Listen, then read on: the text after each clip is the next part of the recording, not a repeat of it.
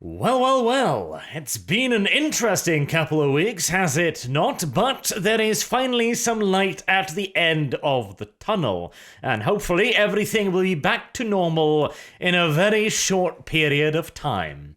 But during these turbulent events, I have been absolutely overwhelmed by the displays of love and support from all of you, and so today I wanted to do something a little bit special, and at the end, So at the end of this video, where I usually put a credit sequence for my $30 tier subscribe stars and patrons, I will today feature the names of all of my patrons and subscribe stars. It's gonna be a somewhat long list. It almost crashed Photoshop trying to make it into a legible PNG, but somehow I managed. Technical medical aside, I just want to say as well, thank you all so very much for all of your love and support as we get the channel back on track again. Now, with the sappy nonsense aside, let's move on to the Lord.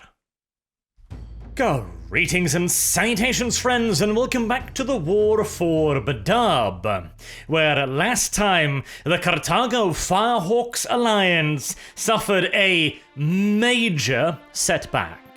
The Firehawks chapter master Stibor Lazarek, after having been continuously frustrated by the Mantis warriors in the Void, decided to launch an all-out assault against the agri-world of Iblis, with a considerable portion of Battlefleet Carthago being sent out to distract the warders and to make sure that the Astral Claws and Lamenters would not be able to interfere as the Firehawks dealt with the Mantis warriors.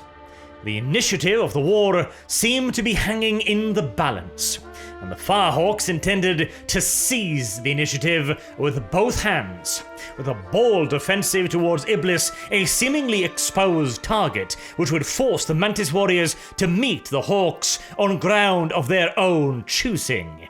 With this, they intended to knock one of the secessionist chapters out of the war permanently. The reality of the situation, however, was quite different. The Firehawks were not seizing the initiative. It had been lost long ago to the Warders, and they had prepared a trap for the Firehawks, a seemingly poorly defended world, offering the perfect opportunity for a one-on-one fight with the chapter that had so thoroughly frustrated their efforts to cross through the Endymion cluster. And with the Firehawks and the Carthagan battle fleet both lighting their engines and heading into the secessionist zone simultaneously, the vital naval port facility of Sagan was left completely exposed. And as the Mantis warriors pinned the Firehawks in place on Iblis, the Lamenters and Astral Claws swept in, scattered Sagan's defenses, and seized the gateway to the autonomous zone, denying any further offensives and trapping both the Firehawks and a considerable majority of Battlefleet Carthago in enemy territory. It was a masterstroke. With one attack, with minimal casualties, Lufthuron, the tyrant of BADAB, had isolated the Firehawks, his most dangerous foes, and near annihilated Battlefleet Carthago. And whilst not everything had gone completely to plan, the Sacred Tetrarch, the Mars-class vessel armed with a Nova cannon that was intended to put an end to the Firehawks' mighty starborn space fortress, the Raptorus Rex, had failed in its task and died gallantly facing down the ginormous relic ship. This had left the Mantis warriors unable to finish the fight against the Firehawks, whom they could do little more but harass, strike, scar, and brutalize for several more months. But make no mistake, the Firehawks chapter that emerged from the secessionist zone at long last was a shadow of the chapter that had ventured into it, heading for Iblis. And as for Battlefleet Carthago's diversionary assaults, barely a handful of vessels ever returned to Carthagen space. It looked as if the Firehawks had indeed succeeded in their attempt to end the conflict, just not quite in the way that they had imagined. But the Warders too had stretched themselves to their absolute limits. The Autonomous Zone was still feeling the effects of the increased warp storm activity. It was still rife with internal disputes, instability, pirates' raids, and other hazards. The Tyrant's Legion had performed admirably, to the highest standard of any Imperial Guard regiment, not just acting like a rear guard against the piratical and marauding hordes coming out of the Maelstrom Zone, but also holding the line single-handedly against the Carthagen battle fleets, allowing for their master strike towards the Sagar naval yards. But their endurance was starting to come to an end. A period of rest, relaxation, reorganization, re-equipment was absolutely necessary. Furthermore, Sagan was, as previously mentioned, known as the very portal to the Autonomous Zone. It was the area through which the vast majority of stable warp routes went, and also the center for astro-telepathic communication. It needed securing. It needed to be made into a firm and unyielding gate to stop any further Carthagen interference in the business of the Autonomous Zone. And so after what I imagine must have been a fair few very, very tense weeks in the Carthago sector, it eventually became clear to its ruling class that there would be no further Astral Claws or Lamentus offensive into Carthago itself. And so Tanith Koenig, of course, immediately set about planning her next offensive. You may remember I ended the last episode by saying that Lufthuron may have thought that after this crushing, seemingly decisive blow, the High Lords of Carthago would be forced to sue for some sort of settlement or peace treaty. Well, optimism, always useful, but rarely rewarded. Yes, Tanith Koenig was not interested in any sort of settlement, for reasons, at least in part, outside of her own control. Actually, allow me to rectify that a little bit. Perhaps Tanith Koenig was now beginning to see in which way the wind was blowing, and may have been interested in some sort of a treaty. But with the loss of the Sagar naval yards, she had also lost access to the last reserves of tithe resources. You remember the ones I mentioned last episode, the ones Tanith Koenig were keeping as a trump card to make sure that the Imperial Assayer General didn't get too nosy. Yes, those resources. Tanith Koenig knew that at this point it was a matter of months at most before the wider Imperium came knocking rather loudly and violently, wondering where the hell all of its shiny stones were. And if she was not able to provide, well, the Assayer General had been awfully patient up until this point. His magnanimous behavior, no doubt, aided along on occasion by the odd strategic and highly private donation.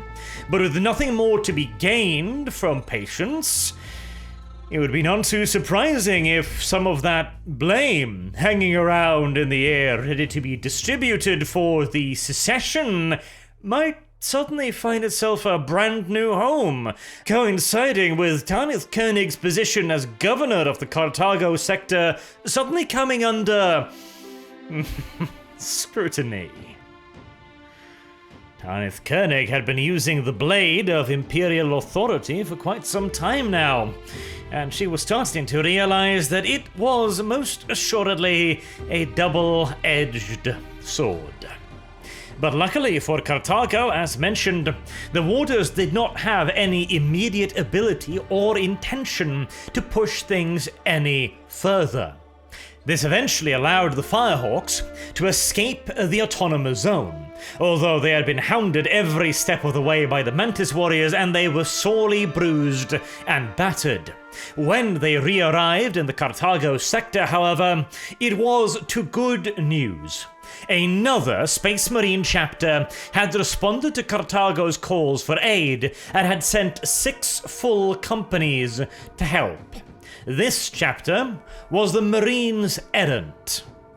They are a rather recent addition to the hallowed ranks of the Adeptus Astartes, founded during the 37th millennium from the Eagle Warriors. And the Marines Errant loved their old chapter so much that they decided, hey, let's just keep the color scheme entirely. We'll just flip it around. I do love that, I really do. They figured that, oh yeah, it'd be too confusing if we literally just kept the exact same colors in the exact same fashion, so we'll just, switch the blue and the white, and we'll paint a comet on our shoulder guards.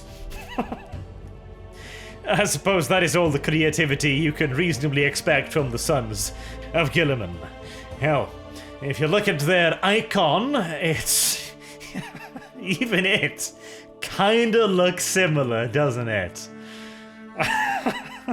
Why? Why, Games Workshop? Why? Anywho, the Marines Errant arrived and the Firehawks immediately started barking up their tree like irate chihuahuas going, attack, attack, attack, attack, no, no, no, no, no, no, no, no, no, no, no, no.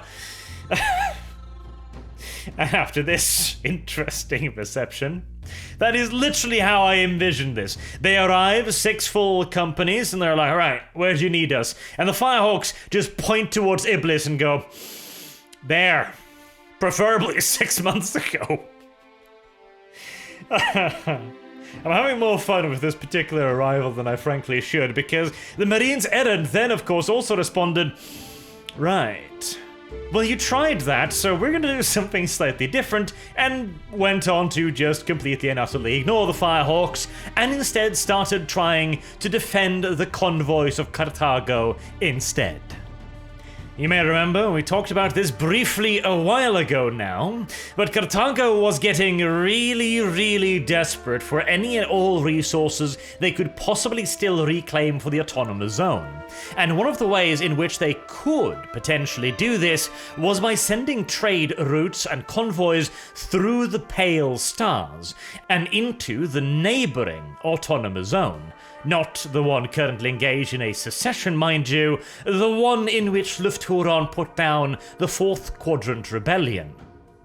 It would be no exaggeration to say that this was essentially Carthago's one and only real remaining lifeline, without which they might as well simply pack up their bags and surrender. And it was being harried near constantly by the warders. It had enjoyed a small period of relative peace as the Astral Claws and Lamenters were concentrating on Sagan.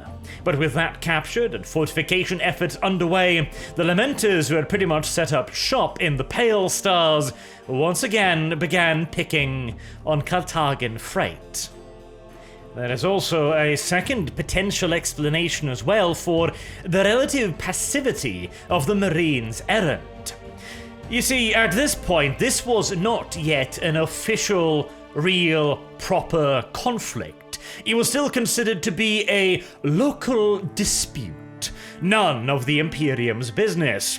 And the Marines Errant therefore didn't really know what was going on. If this was a genuine secession or merely a local dispute that would calm down eventually. To further complicate matters, the Marines Errant had previously fought alongside the Lamenters and had come to value and respect them greatly. And it turned out that this sentiment was also shared by the Lamenters, leading to a rather unusual set of circumstances, where if the Lamenters went to attack a Carthagan fleet, and the Marines Errant interposed themselves between the Lamenters and their victims, the two would simply just stare each other down for a little period of time, exchange a handful of signals here and there, and then simply disengage, to go about their business elsewhere. Now, some combat did take place. If the Lamenters came across a quarry a little bit too fat, a little bit too juicy to restrain themselves, they would engage the Marines errant too, but almost exclusively in boarding actions back and forth. And quarter was not only asked for, but also near universally given, resulting in a casualty rate next to zero. This unofficial de facto near truce, however, was not particularly well appreciated by either side's allies. The Astral Claws were looking to end the conflict as quickly as possible, and if a new chapter had arrived and it wasn't taking any casualties, then, well, that's not how you win a war, now is it? Meanwhile, on the Carthagen side, the Firehawks were absolutely fuming at this, issuing quite strident threats against the Marines errant, which would eventually result in some rather serious accusations as well, but that is still a little bit in the future. And considering the trouncing the Firehawks had received, you can't blame them too much for being a little bit irate at their new allies, who seemed rather hesitant to join in the fight proper. And the situation was most definitively starting to look mighty dire for the Firehawk Carthagen alliance. On Tarnith Koenig's side of the board, Battlefleet Carthago had been decimated, and along with it, the best and brightest of her Imperial Guard and PDF resources as well. The Hawks were not looking all that much better.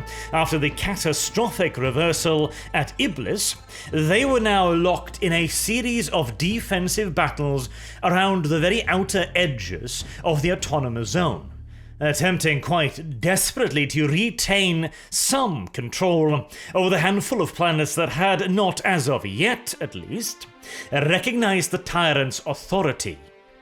But after Iblis, the Firehawks now found themselves severely outnumbered, and suffered defeat after defeat after defeat.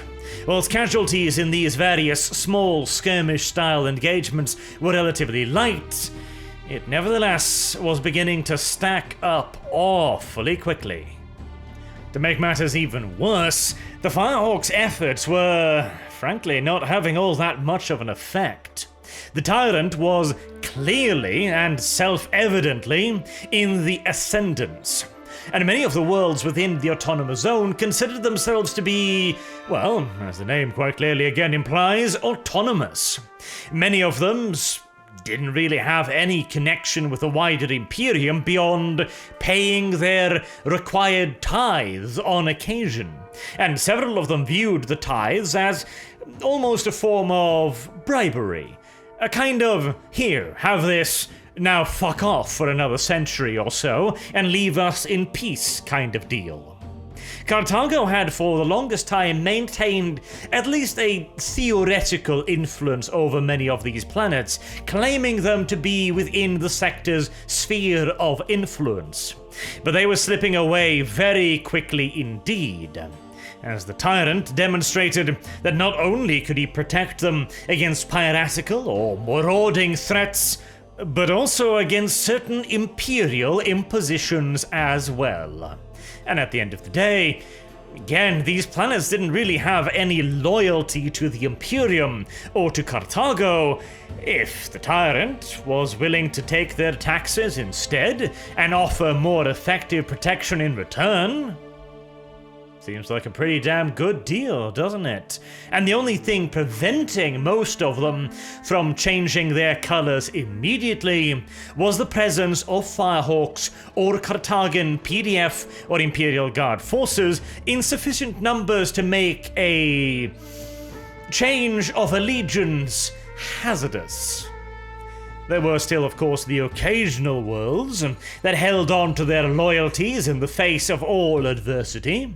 Surengrad was one of these.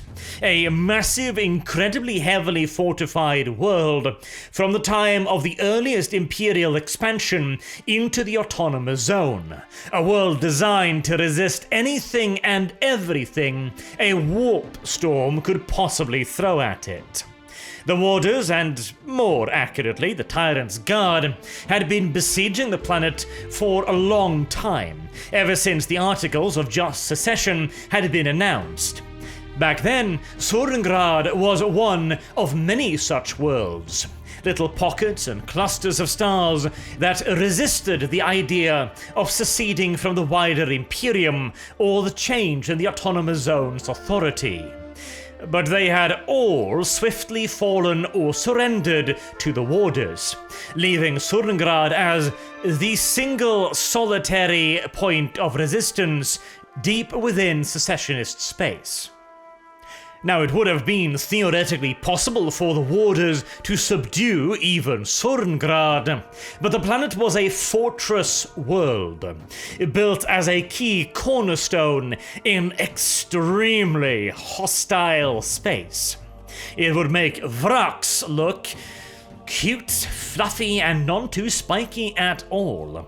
And again, whilst theoretically the Warders could seize the planet, probably, at least, it would come at a butcher's bill so high as to cripple not just a chapter, not just the Astral Claws, or the Lamenters, or the Mantis Warriors, but the Warders as a whole.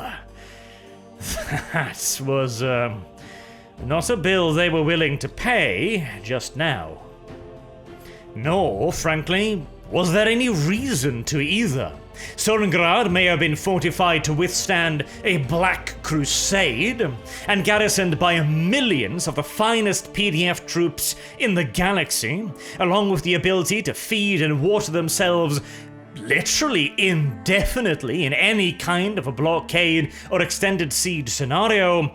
But at the end of the day, without a navy, they were all de facto stuck on a planet.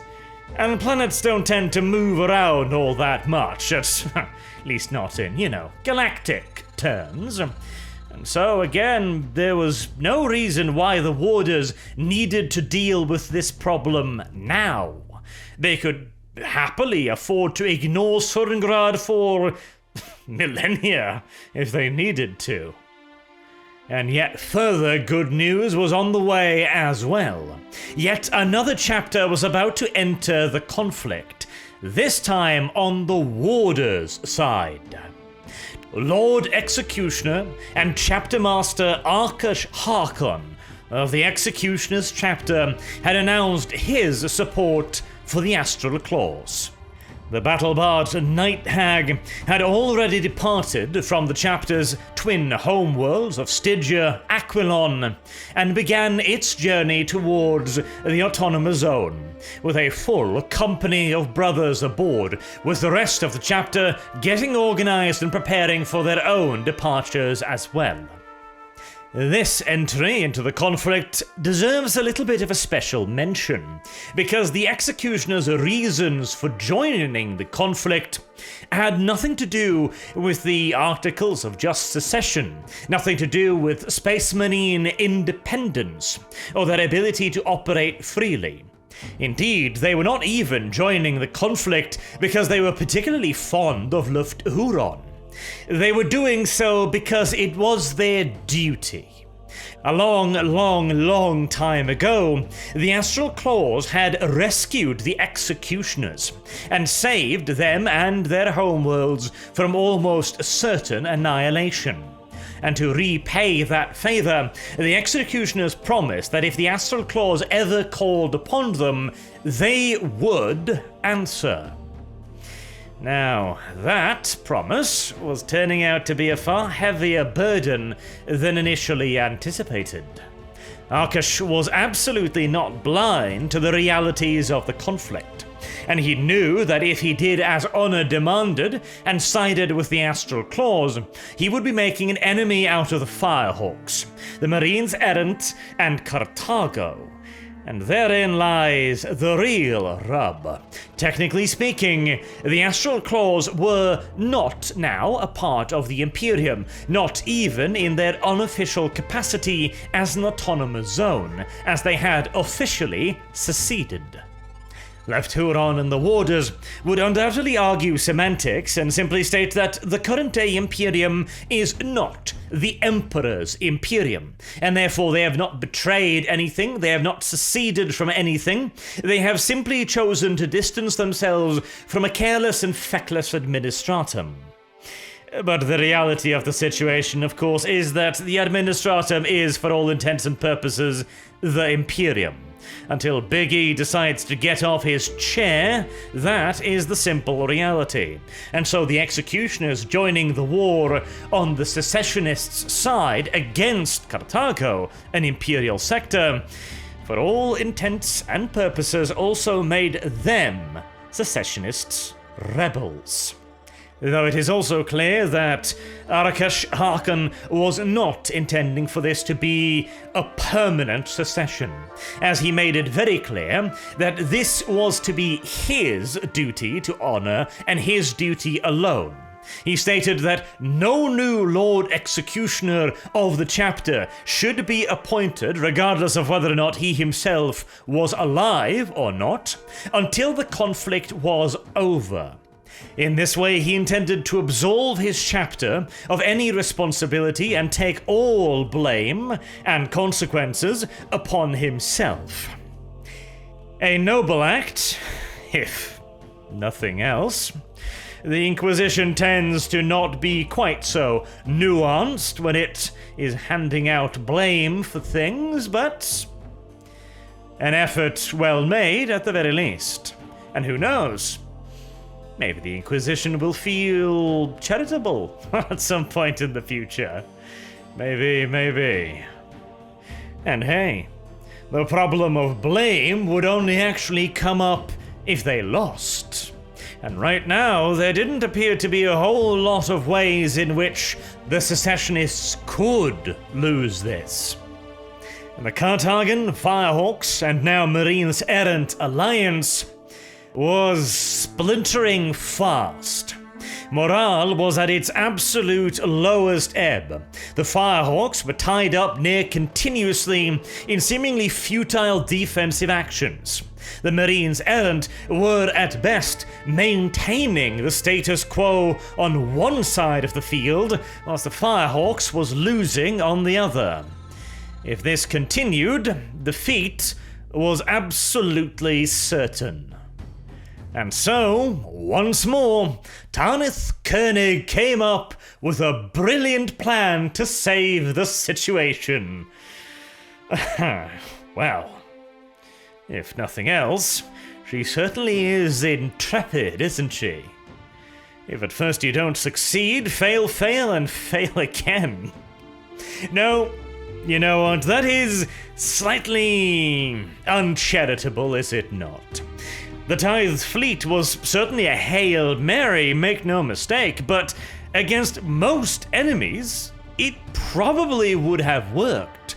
And even the Astral Claws on Luft Huron did not intend to destroy it. It was a combination of ill fortune and severely underestimating the Ring of Steel security protocols that led to disaster. And Stibor Lazaruk's proposed offensive towards Iblis on paper looked like a fine military maneuver. The only problem was that Stibor Lazaruk, again, severely underestimated just how good the Warders had gotten at war. But these were operations launched from a point of strength, or at least a perceived position of strength. This third gambit, long shot, optimistic, these words no longer suffice. Deluded, foolish, naive, credulous, unrealistic. these are probably better words now. Tanith Koenig and the Carthaginian alliance was on its very last leg. It had to get its hand on the resources it still knew were stored within the autonomous zone, or it was done. If it could not acquire the materiel needed to begin rebuilding its forces and to keep the Isaiah General on side in the hopes of imperial aid, then the war was as good as over, and it was only a question of time until the tyrant himself set foot on Carthago. So then, what was this final desperate gamble? Well, there were still some worlds within the autonomous zone that had at the very least not yet declared openly for the tyrant. Many of these were way stations, temporary and smaller scale storage points.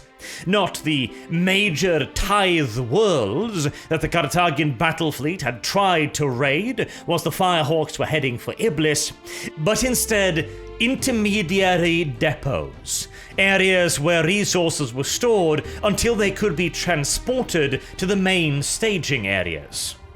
But Tanith Koenig reasoned that with the war on, they would not have been delivering their scheduled shipments, unsure who to back just yet. And so those temporary depots were likely to be overflowing with poorly guarded bounty. And since, again, the planets had not yet declared for one force or the other, she reasoned, if a significant enough Carthaginian fleet arrives in orbit, they were very unlikely to offer any form of resistance. And so a second massive, essentially tithe fleet was organized. The flagship and critical command vessel of this fleet would be the Charteris Highliner Cardinal Urdanita. This was a huge transport vessel, dwarfing even the mass freighters usually employed to carry resources back and forth across the autonomous zone. These continent-sized ships are used to transport vast quantities of wealth, metal, goods, and people across the length and breadth of the Imperium. They are essentially floating hive cities, self-sustained and able to make even the longest and most arduous trip and defend itself whilst doing so. These ships are not warships, mind you, but they possess more than enough in the way of guns and void shields to see off practically any pirate raider. But there were far worse things than measly privateers hiding out in the autonomous zone. No matter how powerful, a single Charteris ship would not get far before being detected, boarded, and captured by the warders. It was thusly of absolute paramount importance that every last bit of protection and security be afforded to this tithe fleet. Battlefleet Carthago scrounged up every last ship it had left. The flagship would be the Gothic-class cruiser Dreadchild, joined by 16 smaller escort vessels, destroyers and frigates primarily. These 17 vessels was practically all that was left of the once glorious battlefleet Carthago. If that was all, then the fleet need not even bother leaving port. That is how obvious the result would be. But the Marines errant who had been escorting shipping in the area for quite some time now also promised one of their own strike groups, Mercurio. It would join the fleet and provide it with Astartes support. And finally, to bulk out the Cardinal Urdanita's transport capacity, 20 freighters and mass conveyors were hastily converted, up-armored, and equipped with any weaponry available to create improvised armed merchantmen.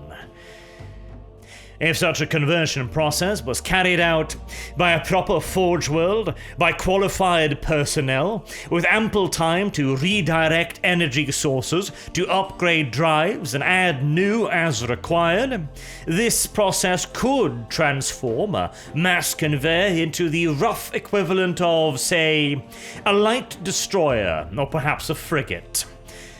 Carthago, of course, had neither the time nor the expertise, so in all reality, these ships would be practically worthless in a fight.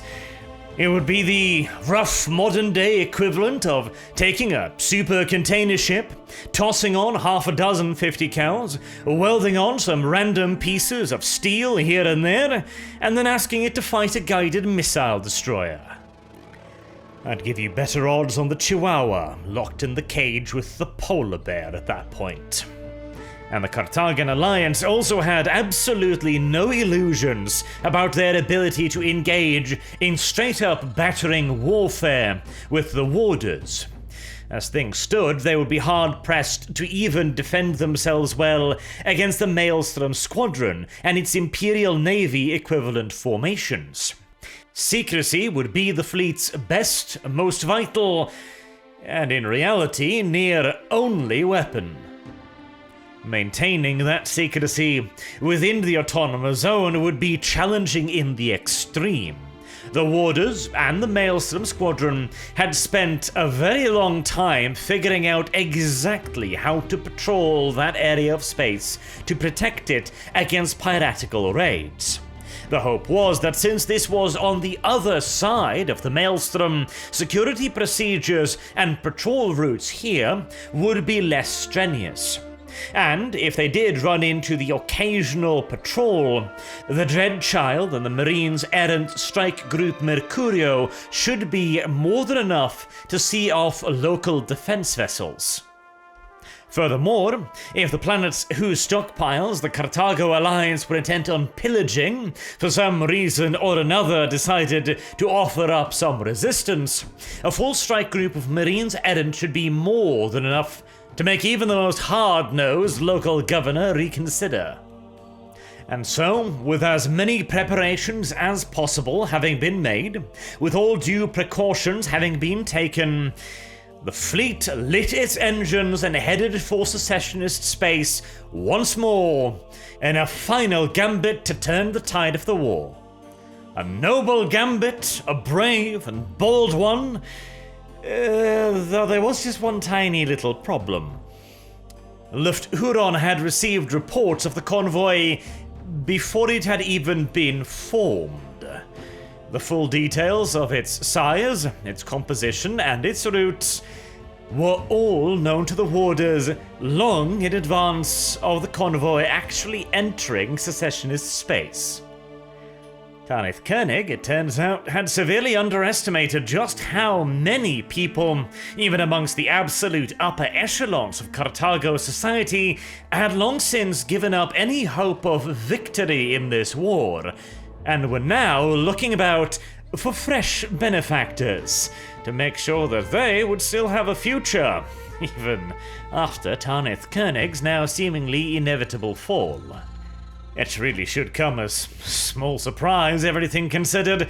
Tanith Koenig herself had made her way up the ranks precisely due to the fact that Carthago had always been justly famed for the fickle loyalties of its upper class.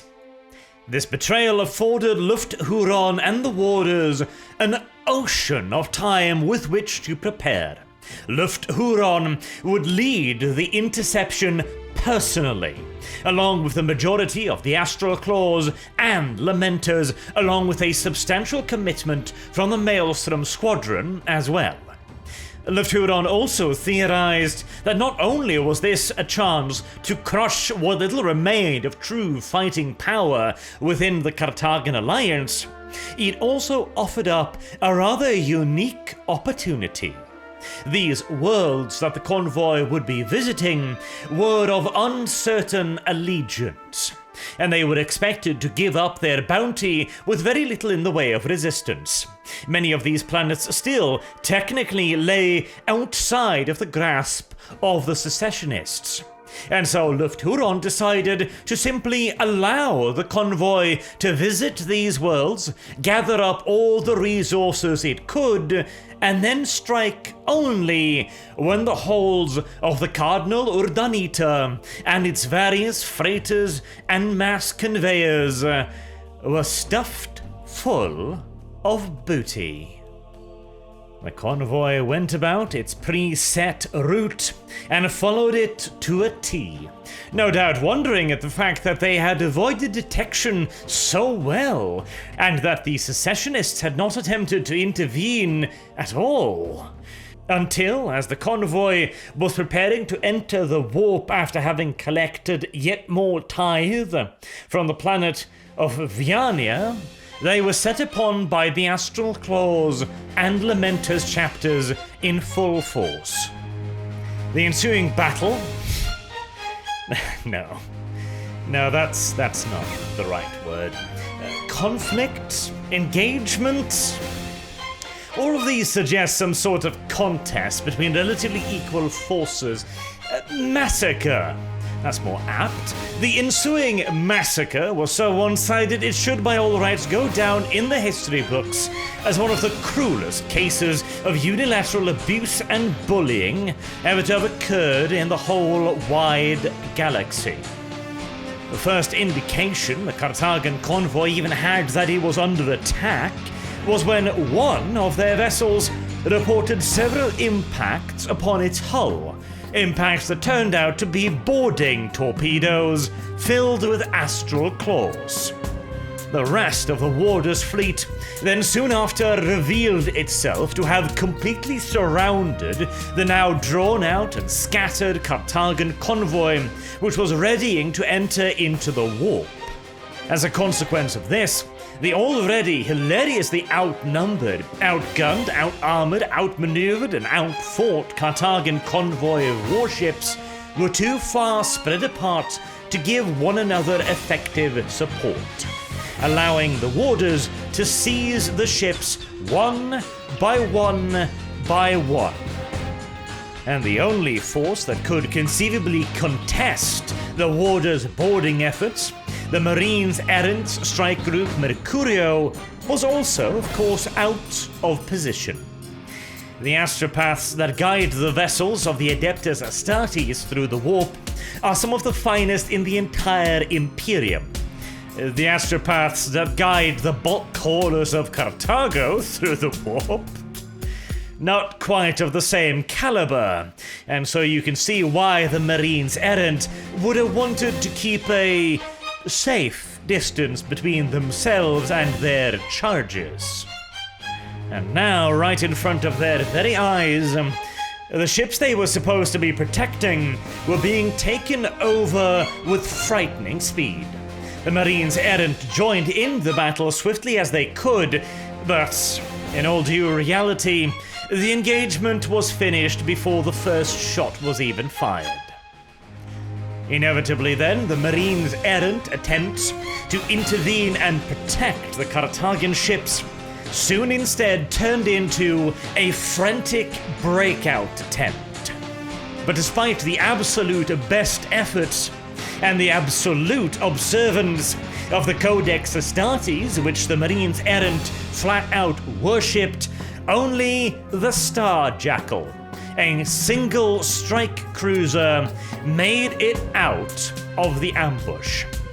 The Cardinal Urdanita was captured by the Warders alongside the Dreadchild and 23 of the escorts and transport vessels, whilst the rest were simply reduced to drifting space dust by massed weapons barrages, with one or two of the faster escorts on the fringes of the engagement managing to slip away. And with the Battle of Viania having been resolved so absolutely in the Warder's favour, it marked the end of Battlefleet Carthago. All that was left now, it seemed, to finally put an end to the entire conflict was dealing with the 2 remaining chapters that were still in opposition to the Warders. The Astral Claws redoubled their efforts against the Firehawks, launching repeated strikes against them and pushing them further and further towards the absolute outermost edges of the Autonomous Zone, near an area of space known as the Golgothan Wastes. The Firehawks, under Stibor Lazaruk, fought resolutely, bravely, and ferociously, but were forced to retreat at every turn, as the Astral Claws seemed to not even notice the rate of attrition. Their numbers never dwindled, nor did their attacks grow any more cautious or hesitant. They had absolute local superiority wherever the Firehawks turned, and only the presence of the Raptorus Rex managed to keep the chapter from complete annihilation. Simultaneously with this, the Mantis Warriors were transferred from the Endymion cluster. With the Firehawks no longer an offensive threat, they were redirected to deal with the Marines errant. There is no clear mention of why the Lamenters didn't take up this task, but, well, we all know their reputation. Even in a 100% successful battle, I am sure their attrition was still quite something to marvel at. Alternatively, it could also have been a conscious move on behalf of Lufthuron. With the Firehawks no longer an offensive threat, the Mantis Warriors were free to maneuver, and they would be the absolutely perfect opponent for the Marines errant.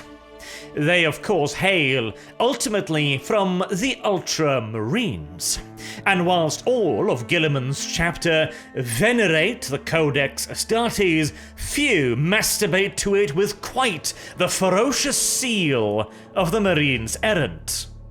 Undoubtedly, this would have served them more than well enough over the course of their some 3 centuries of service, and earned them a more than justifiable reputation for stubbornness and implacability.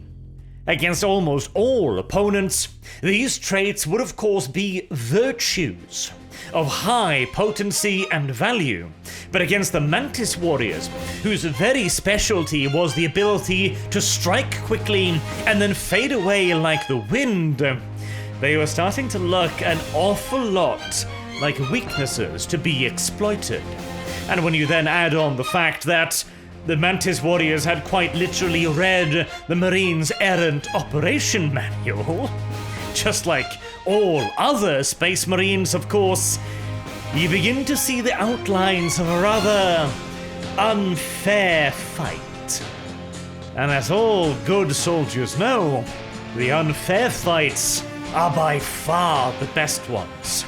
The Mantis Warriors poking, prodding, annoying, slicing away at, and scarring the Marines errant eventually managed to provoke a reaction that saw a Marines errant countercharge cut off and isolated, with their 1st and 3rd companies almost completely surrounded by Mantis Warriors, who had prepared, as usual, an ambush.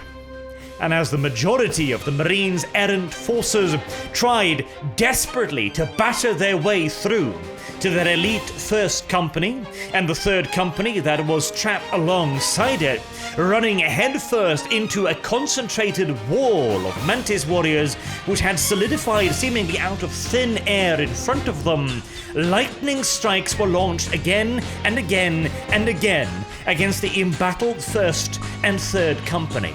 Like a knife, slicing, shredding, and slashing away little tiny pieces of the Force, one battle brother at a time, focusing on assassinating the leaders of the group. Marines errant sergeants were falling left, right, and center, trying to take command and redirect the defenses. The captain of the 3rd Company stood up, holding the chapter banner high, a classical Codex Astartes-approved course of action to rally the Battle Brothers. A course of action immediately answered by a bolt round straight through his helmet. The Mantis warriors had seemingly been waiting for just that very action.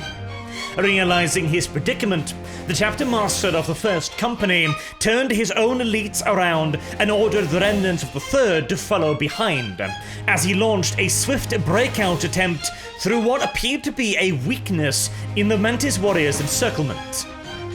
And those of you who were paying attention in one of the first episodes of this series will know exactly what happened next. The perceived weakness was simply just another trap.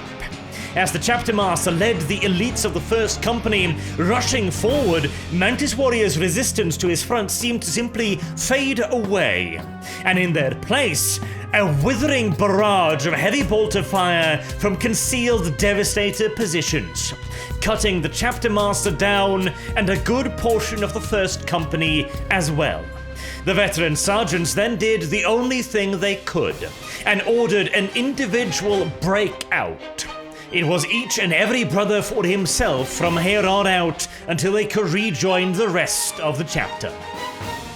This is as close to an outright rout as any Space Marine force is ever likely to get. With their command structure decimated, the Marines errant were forced to flee in essential disarray from the Mantis warriors, surrendering yet more territory to the secessionists. And as just a little bit of salt rubbed in the wound, when the Marines errant managed to disengage and escape, they were soon after contacted by the Firehawks, who accused them of being traitors in disguise, or having pulled their punches against the Lamenters not due to some ancient bonds of brotherhood or fraternity, but because they were in reality working alongside the Warders all this time. After having lost their chapter master, 3rd Company captain, and virtually all of the 1st and 3rd Company's command staff in a desperate struggle, you can imagine how well those accusations went over. The Carthagan alliance had, for all intents and purposes, ceased to exist. The Firehawks would still fight the occasional small-scale skirmish amongst the ruins of Signax, amongst other places, and the Marines errant offered at the very least token resistance here and there, though their dedication to the cause was waning very quickly indeed. And deep within secessionist space, of course, the Sorengrad system still stubbornly stood in defiance of the tyrant of BADAB, albeit unable to do anything more than, well, stand there defiantly. As far as Luft Huron could see, all that was left now was just a little bit of mopping up. If the Firehawks and the Marines errant could not be made to see the error of their ways, they could simply be destroyed at the tyrant's leisure.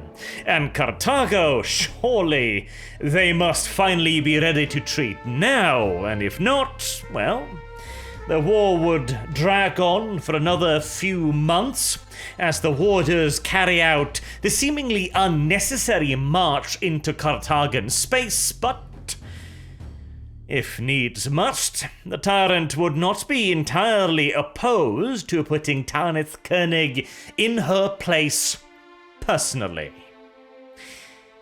But misery loves company, doesn't it? And so word arrived within the secessionist zone that now, after all this time, and with this precise moment apparently in mind, the High Lords had gotten off off their comfortably cushioned tushes and decided to intervene. At a point in which the conflict was all but over, they dispatched 3 imperial legates to officially carry out judgment on the war and determine who was in the wrong and who was in the right. A question that seemed quite comprehensively settled already, but the High Lords have found a problem, and by the God Emperor's great glorious hairy ballsacks, they intend to make it worse. It is almost admirable the lengths to which they will go to fuck things up. It is a skill, and none had better dare say otherwise. Until next time, I have been Arch. Thank you all very much for listening, and I hope to see you all again soon. Until then, have a good day.